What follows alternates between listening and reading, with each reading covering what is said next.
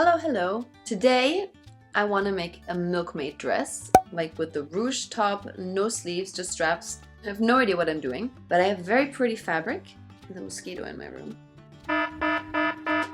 Very pretty fabric. Look at her. Wow! She looks like a little garden party. I have no pattern. I know how to make the skirt, so that's what we're going to start with. It's going to be a quarter circle skirt. The top, we're just going to figure it out together. Trigger warning, there will be math involved. Let's start. Just also a quick disclaimer, I really have no idea what I'm doing. If this tutorial helps you in some way, I'm really happy, but don't anybody think that I have any idea, because I do not.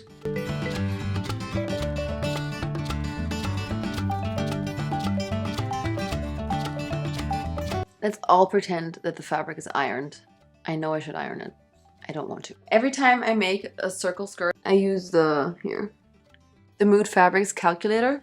It doesn't always work with the fabric length, but today it did. And we are making a quarter circle skirt, so all you need is your waist measurement, and you need to know how long the skirt should be.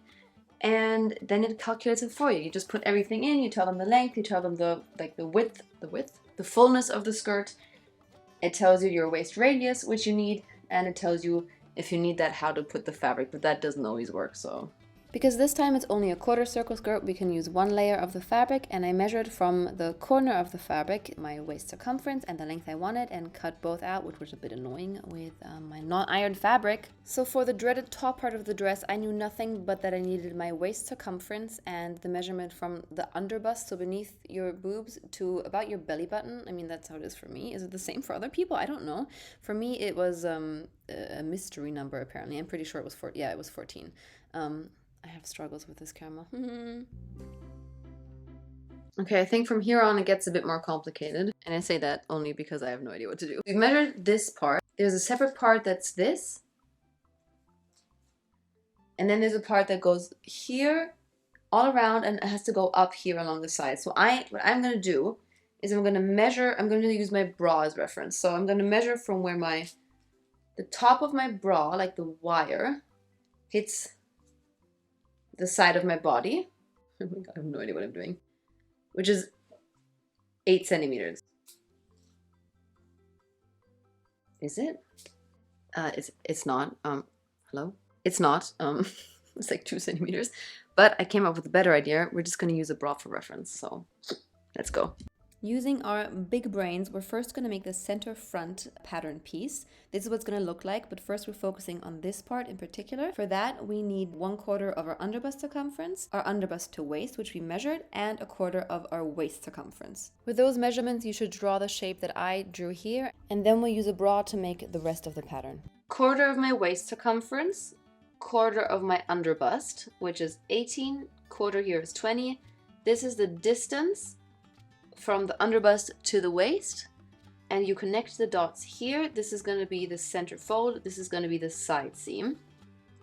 I'm going to tilt it very slightly upwards here, because that's what I want it to look like. I'm not sure about it yet, I might change that still. Like this. Then, because I have no idea how to do the rest, we're taking a bra, put it into the half. Use your brain, because it's not working for me. This is where it ends. I want it to be a bit higher, so I think here. Connect it here. Just follow the curve of the bra. Like this. If this works, I'm gonna cry. Cut around it like this for seam allowance.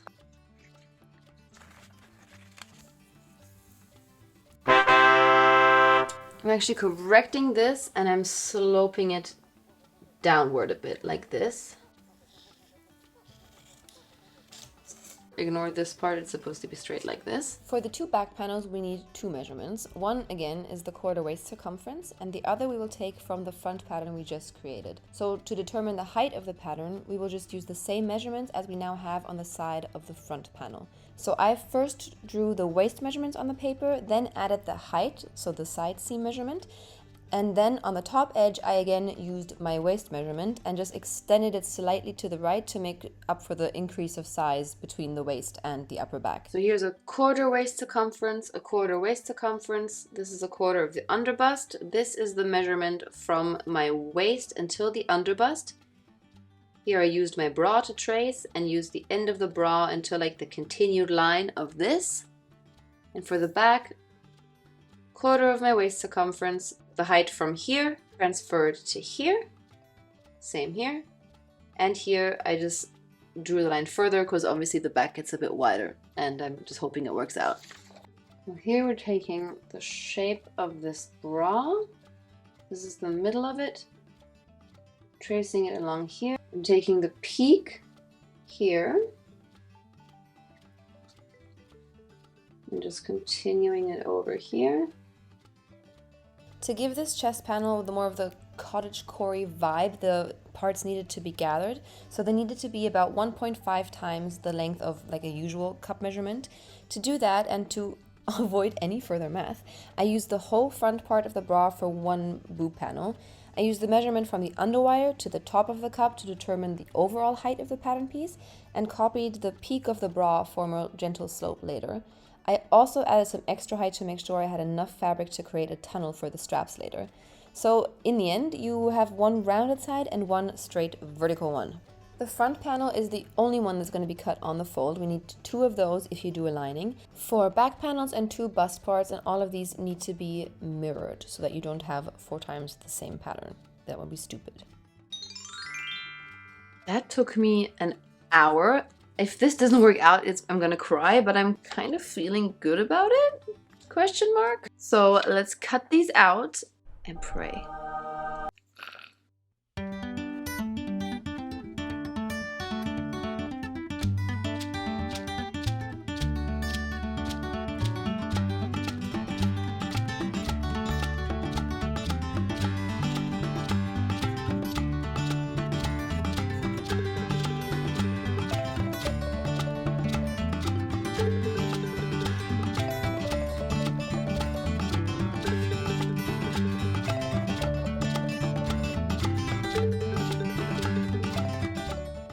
So this is the top, the bust. I have 2 left boobs. Let's go fix that.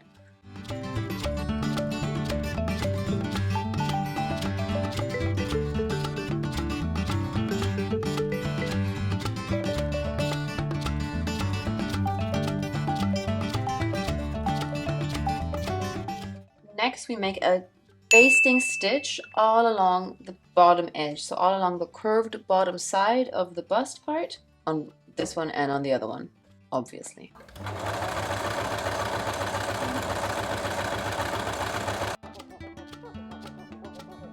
Okay, next, the front bodice part is now attached to these. We are a bit scared. I'm gonna mark the middle. Oh, I don't know what to do. I'm gonna pin both pieces to the middle so that they overlap. This one here. And the end of the other I'm pinning here to the top end of my bodice. We're just gonna try to gather it all up until it fits to this side. Ooh.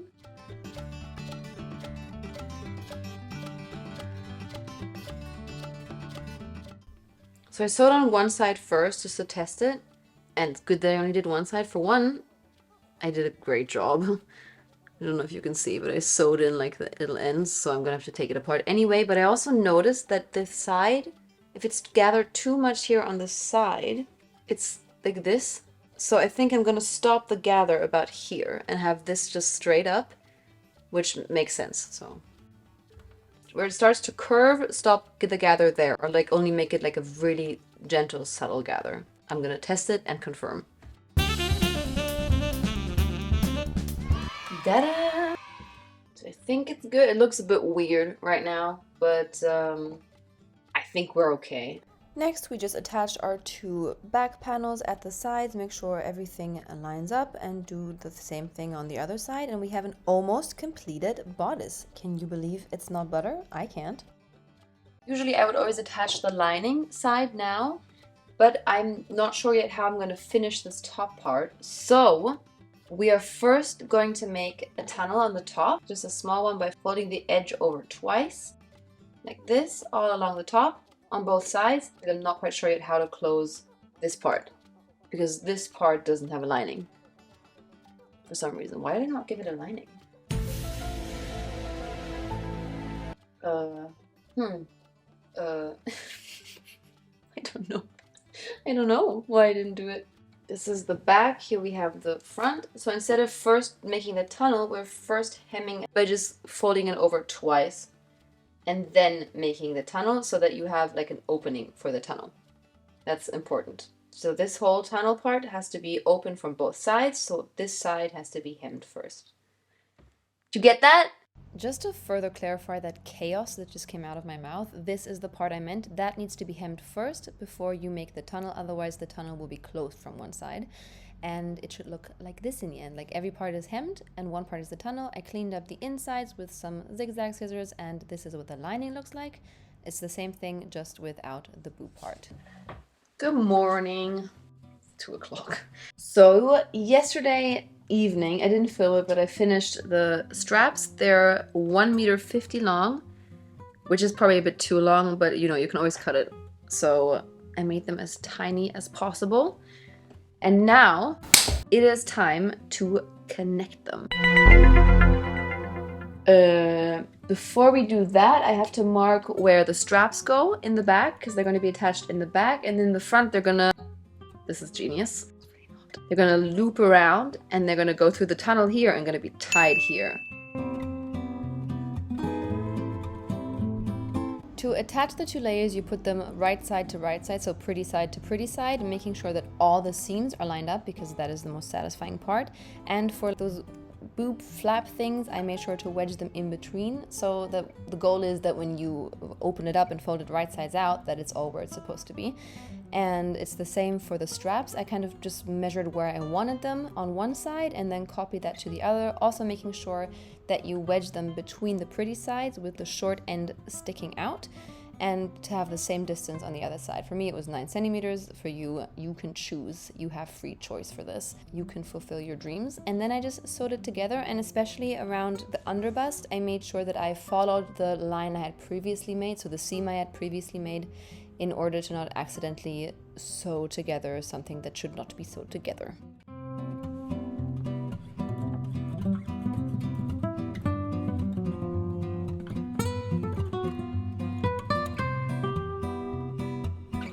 I sewed in a corner that's not supposed to be sewed in, but I think here it's perfect. Here it's a bit not as perfect, but it'll be under my armpit, so who cares? Iron, attach skirt.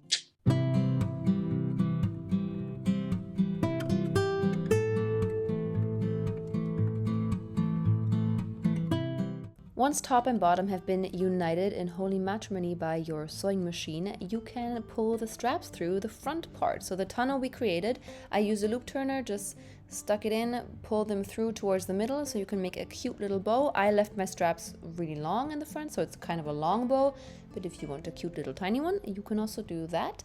And this way also you don't have to experiment with the strap length, because you can just pull it tighter to make the straps tighter. And I think that's pretty genius, and I feel like I should get more appreciation for that. I also obviously added a zipper, but I had about 4 mental breakdowns during it, so you will not see that.